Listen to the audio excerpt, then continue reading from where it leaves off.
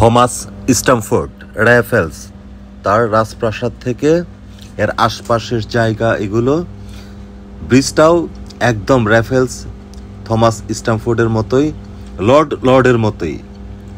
আগে যে রাজা বাদশাহ ছিল ব্রিটিশ পিরিয়ডে ব্রিটিশরা রাজার মতোই বাস করতেন হোটেল ফুলারটনের এক কর্নারে। তবে অপরূপ দৃশ্য, রাত্রিবেলায় মানুষ ঘোরাঘুরি করছে, হাঁটাহাঁটি করছে এবং দোলনাতে দোলনি হচ্ছে এক একজন।